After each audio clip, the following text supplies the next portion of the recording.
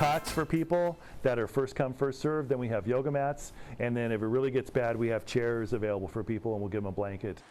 A new blast of winter weather hitting the west this week. Some areas bracing for bitter cold. Others preparing for the possibility of more flooding and mudslides. Good evening, everyone. Welcome to West Coast Wrap. I'm Alex Savage. From the Pacific Northwest to the Southwest, authorities tonight are warning about weather extremes. People in Washington and Oregon expected to be hit first with dangerously cold conditions. Here's a live look tonight at the conditions in Seattle, where record lows are expected during the overnight hours. Fox 13's Frankie Thompson shows us what's being done to protect people from temperatures expected to be in the teens. The TV is on at the Fusion Family Center, but the only thing that has Gerald Cox's attention is a warm place to stay. It's great to be able to get in out of the cold because it's been tough out there. Originally from Arkansas, Cox says he's been experiencing homelessness since December. He said had he not heard about this shelter in Federal Way, he'd be on the street trying to survive the frigid night. It has been freezing. Cold enough to just want to bury yourself up and go away. Fusion normally serves as a transitional housing center for families, but when the temperatures drop below freezing, the staff makes room for those who need it most. We have cots for people that are first come, first served. Then we have yoga mats. And then if it really gets bad, we have chairs available for people, and we'll give them a blanket. At least you're not outside. You're not in the cold weather. Using every open nook and cranny of the shelter, David Harrison and his team have been finding ways to provide emergency weather service since early January during the first cold snap of the year, and then the weather got even colder. January 25th, I think it was, we saw 42 people that night. That was the most we had. It's likely the amount of people they'll see now as temperatures in the Seattle metro could fall to record lows.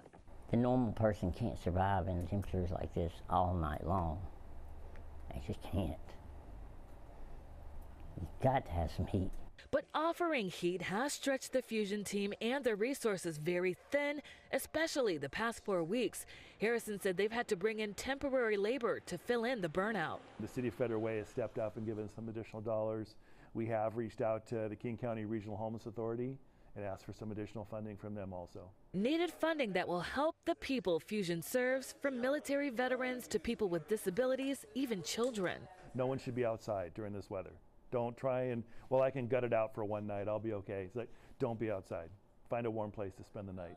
A warm place, the only thing Cox can think about in times like this. Well, it's been, life-saving for me, because I don't think I would have made it. It's been that cold the last few days. The staff tells me they have enough food to last them through the week, but they are in need of donations, so they're accepting those donations right now on the Fusion Family Center website. Reporting in Federal Way, Frankie Thompson, Fox 13 News.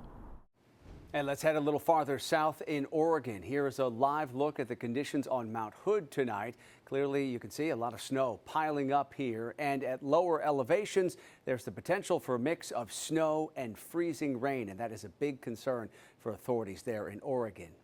First responders in Southern California's burn areas are taking steps tonight to prepare for the possibility of landslides that might be triggered by the region's next round of storms coming this week. In the Palisades fire area, Pacific Coast Highway is closed once again.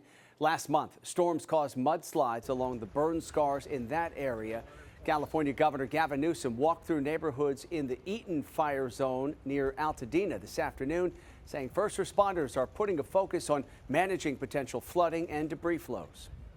Hundreds and hundreds and hundreds of people that have been working to move from fire protection now to flood protection, that are very mindful of watershed needs as it relates to the atmospheric rivers that are coming in, particularly Thursday at peak here into Southern California, all the way down to Santa Barbara, San Luis Obispo, not just LA and Ventura. The imperative of keeping our Conservation Corps and the National Guard working on those operations. The governor also spoke about debris removal in fire zones beginning to move into phase 2, and that involves the removal of larger debris. Phase 1 involved the Environmental Protection Agency's removal of hazardous waste. Crews expect to have phase 1 wrapped up by the end of this month, and phase 1 originally was expected to take about 2 months or so. The San Francisco Bay Area is once again bracing for more heavy rain and strong winds this week. This comes as a family in the city of San Rafael is struggling to recover after their home was badly damaged during last month's severe weather. Water from a clogged culvert drain backed up into their house. Now they say their insurer, USAA, has denied their claim. We've had to completely gut the inside of our house. My brother and I spent hours ripping up carpet, getting that out so it wouldn't mold and spore up. USAA told KTVU their standard policy does not include flood insurance. The house involved is not in a flood zone, and flood insurance was not required by his lender. A different weather threat has people on edge in Arizona tonight. Strong winds are crossing that state where there's already a wildfire burning right now. What's being called the Brady Fire started near Prescott yesterday. That's northwest of Phoenix. Evacuation orders are in place for the Pine Flat area. This fire's now grown to about 400 acres with no containment on these flames. So far, though, no reports of any homes or other structures being damaged in this fire. For more, let's bring in KTVU meteorologist Mark Tamayo, who is tracking this dangerous mix of conditions across the West. Mark? Hi there, Alex. Yeah, a lot of weather to talk about across weather for the West Coast. As you can see, you're talking about Arizona and those winds you can see out of the on the surface out of the west showing up on this map. No rainfall to show you, just some high clouds moving into portions of Arizona, and then that bitter chill up in the Pacific Northwest is becoming closer. These are all cold weather advisories and closer to Seattle. This one actually, as you can see, is issued for 4 p.m. Wednesday and into Thursday as well. So significant cool down for the Pacific Northwest, and also significant rain back in the forecast as well. Another atmospheric river is developing offshore here, and look at the rainfall kind of blossoming over portions of California out toward the Sierra, a winter storm warning. And then down in Southern California, this will be a big test for the burn scars because this will be real significant rain moving in. This was Seattle today, showing you some clear skies. The temperature, look at that, chilly 36 degrees this afternoon for a high in Seattle. In San Francisco, cloud cover increasing throughout the day today. Temperature in the low 50s, and in the Bay Area with that next storm coming on board, we have flood watches posted for all these areas in green. This begins Wednesday evening through Saturday evening, and then in Los Angeles, of course, preparing for some more rain as well. Temperatures today in the lower 60s at 62 degrees. Current numbers out there right now, it's 61 degrees in Phoenix. Las Vegas is 54. Here we go at the cold temperatures up towards Seattle and Portland, even some temperatures below zero showing up on this map right now. For across the West map, the West Coast map, showing you some pretty cold conditions out there. Here's the satellite, and look at this active weather developing offshore here. This is our next atmospheric river that will produce more rain and some more snowfall for a good portion of California. Here's the plan for tomorrow in Seattle. Sunny and cold. Highs will only be in the 30s. In San Francisco, rainfall increasing later in the day, especially by Wednesday evening. Snowfall expected for Denver, and then rainfall making a comeback. We'll definitely have to keep an eye on those rainfall rates in Southern California. So here is the forecast, cloud cover and rainfall here. So this is Wednesday morning, 7 o'clock. Looks like the focus could be in the southern half of California. And then here is that rainfall coming on board throughout the day, Wednesday night and into Thursday. And there we go, the snowfall showing up in the Sierra, also up in the Cascades as well, if you can't see on this map, as we do move into a Thursday. In the Sierra, a winter storm warning is in place from 10 p.m. Wednesday until 10 p.m. on Friday. And snowfall, this could be a lot of snowfall, maybe around 2 to 5 feet. So that's going to definitely cause some issues over the passes as the storm really comes on board. Here's a forecast. As you can see in Seattle, more sunshine tomorrow. San Francisco, rainfall develops later in the day. Thursday will be a real stormy day, incredibly stormy, and we'll definitely have to keep an eye on that rainfall moving into Southern California. This will be the first real test around the burn scar areas as the rainfall rates do pick up. So that will be, it's not a forecast we'd like to see developing, not just a little bit of rain. This could be significant rainfall coming down in a short amount of time. So the radars will be very active over parts of the West over the next few days, Alex. Yeah, a lot for us to track here in the coming days. Mark, thank you. Coming up tonight here on West Coast Wrap, the country's egg shortage is leading to a run on chicks here in the West. We had people lining up 2 hours before we even opened to get in line to try and get them. Up next tonight, the growing number of people looking to set up backyard farms, and experts lay out the challenges of raising your own flock of chickens. Also, years of preparation to bring the Winter Olympic Games to the West. We'll show you what's being done now to get Utah ready to play host once again. A California teenager accused of making 375 swatting calls in the span of 2 years is facing 4 years in prison. A judge sentenced 18-year-old Alan Fillion today. The teenager from Lancaster, north of Los Angeles, pleaded guilty to 4 counts of making interstate threats. The practice of swatting involves making prank calls to emergency services in an attempt to get a response from police and other first responders. One of Fillion's calls involved making a threat to carry out a mass shooting at a high school in Washington state. Rapper A$AP Rocky will not take the stand at his felony assault trial in Los Angeles. The defense rested its case today as Rocky invoked his right to silence. His lawyer says A$AP Rocky is eager to share his side of the story, but that subjecting him to a difficult cross-examination would have been a major gamble. He's accused of firing a gun twice during a fight with a former friend in 2021. He says the gun he fired was a prop he carried for security that only fires blanks. If he's convicted, A$AP Rocky is facing up to 24 years in prison. Well, tonight we are learning more about yesterday's deadly plane crash that happened at an airport in Arizona. Fox 10's Steve Nielsen obtained video that's now offering some clues about what went wrong. Federal investigators have not provided any updates on their investigation so far today. We have seen NTSB officials at this crash site combing through it throughout the day. I spoke with an aviation expert who flies these planes often. He told us a lot more about the landing gear and what can go wrong. In the moments after impact, Gordon Johnson's camera rolled as the fire department arrived. Oh, the engine's still running. They doused the engine, shutting it down while the smell of fuel filled the air. There was no fire. That could have been massively catastrophic. The airplane wing and the tip tanks were full of fuel. Tuesday, our cameras rolled while officials investigated the crash site. The NTSB has now taken over the investigation. The collision captured on surveillance cameras at Scottsdale's airport Monday afternoon. The plane registered to Motley Crue band member Vince Neil had a problem with its landing gear, veering off the runway and hitting another jet.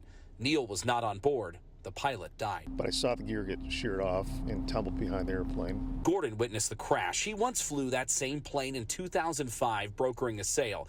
He told us about the landing gear on jets just like this. It could have been, like I said, a brake failure. It could have been a main gear tire blowout. It could have been a number of things. But it's generally not just one thing that happens that leads to an accident. There's generally more than one things that lead up to it. 2 passengers were injured badly. Another was also treated at the hospital. It could have been worse. It's still really bad. To give you a timeline here on when we can expect more from the NTSB, it typically takes them 2 to 3 weeks before a preliminary report's released. A full final investigation is not completed for 12 to 24 months. Steve Nielsen, Fox 10 News.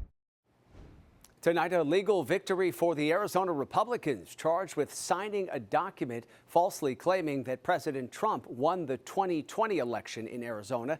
Their attorneys claim the case violates a 2022 state law. That statute allows cases to be dismissed if the defense can prove the case violates freedom of speech. A judge ruled today that the defense's motion for dismissal warrants a response from the state. The trial will not continue until a ruling is made on that motion. The Federal Reserve is expected to keep its key interest rate unchanged for now. Fed Chair Jerome Powell spoke before the U.S. Senate Banking Committee today, saying that he believes the economy is well positioned for future uncertainties. With our policy stance now significantly less restrictive than it had been, and the economy remaining strong, we do not need to be in a hurry to adjust our policy stance. Today's comments come in the middle of a growing debate over how the Trump administration's new tariff policy will affect the economy. Powell says the Fed is prepared to adjust its stance on interest rates as the economy evolves. Investors took that news and they closed out today's trading day on Wall Street with a mixed bag of results. The Dow gained 123 points today. The Nasdaq lost 70 points and the S&P was up by just 2 points. The country's egg shortage and soaring prices have many people here in the West thinking about getting into the backyard chicken business. Fox 13's Alejandra Guzman spoke with feed store workers about what it takes to actually start a flock of your own.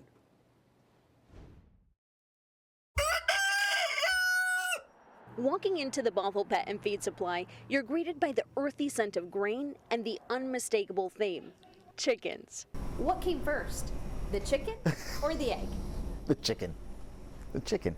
Doesn't matter. Either way, it's an egg sighting debate that always ruffles some feathers. Chickens has been very big for us, and the amount of people doing backyard chickens. Many are taking up a new hobby, backyard farming, as a way to save some cash. Brendan Laska, manager at the local feed store, has witnessed the growing trend firsthand. People want the eggs. A grocery store run has become a chore. You don't even do a double take at the empty egg shelves anymore.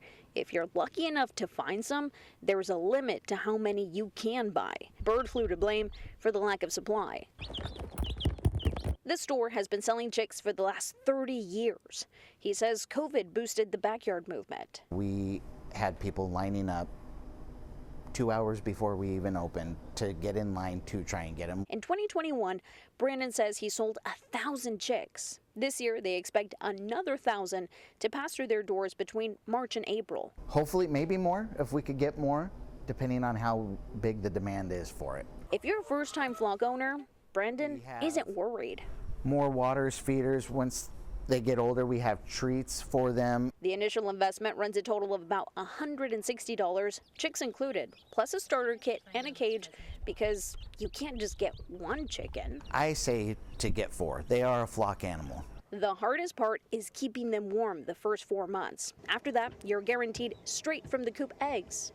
Don't count your chicks before they hatch. Knowing the longevity of the task that you are setting out to do, these birds can live for a long time. The Washington State Department of Agriculture recommends you buy your chicks from the National Poultry Improvement Plan certified sources.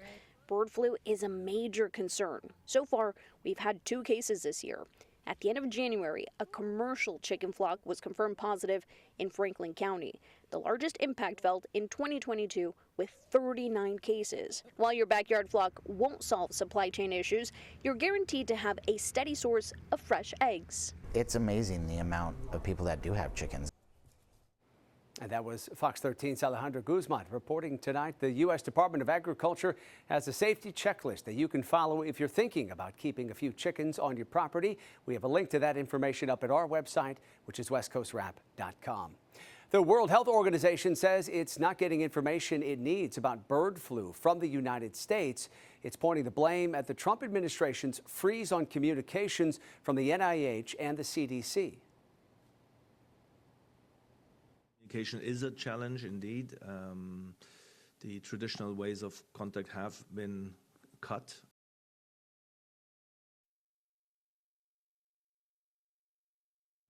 The Trump administration put a freeze on many federal health agency communications last month.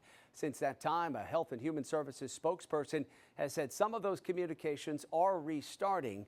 Last week, a group of 34 senators, including many from here in the West, sent a letter to HHS asking for communication to resume. Coming up tonight here on West Coast Wrap, Utah preparing to host the 2034 Winter Olympics. While the games may be 9 years out, a lot of work is already underway. We'll show you the steps being taken to build out those venues and the infrastructure for this international event. Plus, Hawaii takes the title of Rainbow Capital of the World. The conditions on the islands that scientists say make for the most colorful displays. The launch of a SpaceX rocket put on quite a show in the sky above the Southwest. This is some of what people saw last night in Primm, Nevada, south of Las Vegas. People also reported seeing this streak of light in some parts of Arizona. Last night's launch from Vandenberg Space Force Base in California carried 23 Starlink satellites up into space. Those satellites will be used to help make broadband internet available in remote places all across the globe. Tonight, a countdown to Utah playing host to the 2034 Winter Olympics. Fox 13's Nate Carlisle shows us what's being done right now to get that state ready for this international event. It's 9 years until Utah lights its next Olympic flame, and millions of dollars are skating down from the state capitol. I'm Fox 13 investigative reporter Nate Carlisle at the Peaks Ice Arena in Provo, We're digging into how Utah is spending money on this and other 2034 venues.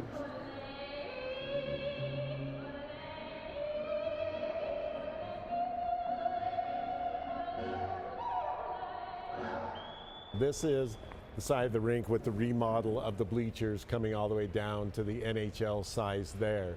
Scott Henderson is the Chief Administrative Officer for Provo Municipal Government, which operates Peaks Ice Arena. Like in 2002, the arena will host hockey in 2034. But first it needs to shrink its rink to the size that will be used in the 2034 games, add bleacher seating for 10,000 screaming fans, and Provo wants to upgrade the locker rooms. So the total funding for this facility is $12 million. Provo is asking that $3 million of that come from a state fund dedicated to remodeling Olympic venues. It's not alone. The Maverick Center, another hockey venue, wants $500,000 for new lighting and a design study. And Weber County Sports Complex is asking for $3.8 million for upgrades. It is not scheduled to be an Olympic venue like in 2002, but wants to host curling world championships in 2026. Meanwhile, a spending bill sledding through the Utah legislature would add $40 million to the Olympic Venue Fund.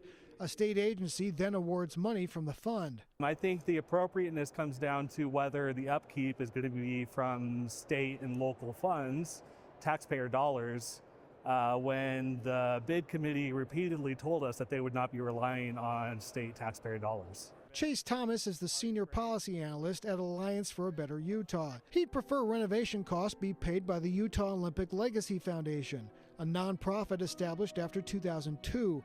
It has tens of millions in cash and investments. Why is that not being used in this case? The Olympic Legacy Foundation maintains the venues in Kearns, Park City, and Soldier Hollow. The municipally operated venues, like Peaks Ice Arena, are falling to the taxpayers. Henderson says his ice sheet has been a hot investment. This facility has probably been one of the greatest examples of transition from an Olympic venue to day-to-day use, maybe even in the world. The federal government is also likely to spend hundreds of millions of dollars on infrastructure and security for the games. In Provo, Nate Carlisle, Fox 13 News, Utah. And finally tonight, Hawaii is taking a new title. It is now the Rainbow Capital of the World. That's according to an atmospheric sciences professor at the University of Hawaii at Manoa. Scientists say a mix of regular sunshine, short rain showers, and clean air are all factors in creating rainbows. Hawaii's weather pattern includes a mix of all of those things. Late last year, a scientist at the Nature Conservancy spoke about how rainbows are part of Hawaiian culture. I think that for many people, looking at a rainbow is like a wonderful, positive thing. Whereas in ancient Hawaii, looking at a rainbow would be a portent of something. Probably something important and someone important. Maybe a person of extremely high mana is indicated by that rainbow. And mana in Hawaiian culture refers to a spiritual energy and life force. And there is nothing more special than seeing a rainbow on the Hawaiian Islands. Have a great night.